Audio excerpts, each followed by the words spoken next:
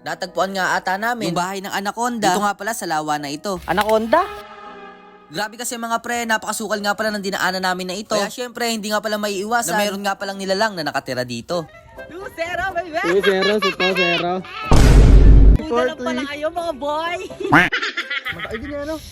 Kacha!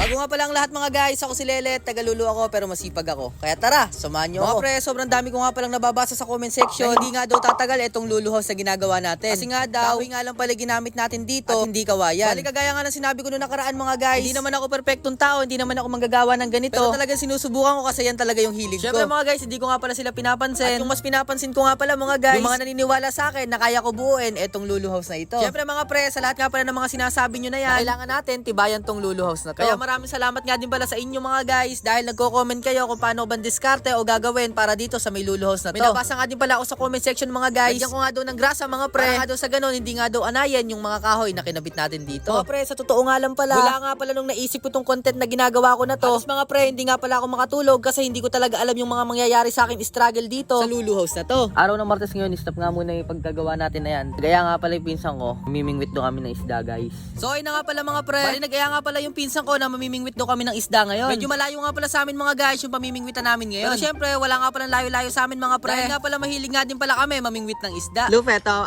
uy! Lufet! Napakaangas nga din pala ng gawa ng pinsan ko mga guys. Tingnan nyo naman kasi, napakaangas talaga na diskartehan niya nga pala yung putol na rad para nga pala maayos to sa dati. Gumawa nga din pala muna kami mga pre ng bulate. Para sa ganun kapag pumunta kami sa may ispat namin pupuntahan, magtataw na lang kami ng pamingwit at saka manghuhuli na lang ng isda at maghihintay. Ay grabe naman talaga.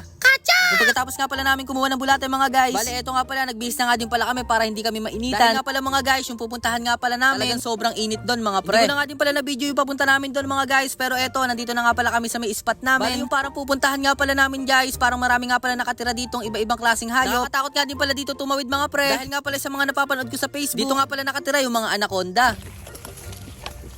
Kung napapansin nyo nga pala dyan mga pre, bali parang luminis nga pala yung likod namin. Bali mga pre, lumipat nga pala kami ng pwesto. Dahil nga pala sa may una namin pinestuhan mga guys, wala nga palang kumakagat gano doon. Tapos mga guys, sumunod nga pala yung mga tropa ko. Kaya dumami kami dito. Mga pre, una nga din palang nakahuli yung tropa ko. Wala pa nga 5 minutes kami naghihintay mga guys. Bali may kumagat na nga pala agad at nahuli yun. Grabe nga mga pre, akala ko nga pala malaki nga pala yung nahuli ng pinsan ko. Pero yung nahuli niya nga pala, isang hipon na maliit. Ay grabe naman talaga. Kacha! Siyempre mga pre, hindi nga pala ako magpapahuli. Bali nakahuli nga din pala ako ng isdang malaki. Grabe mga pre, halos sunod-sunod na nga pala yung nahuhuli namin dito. Dahil papahapon na nga din pala mga guys, kaya marami nang kumangagat na isda ngayon. Kacha!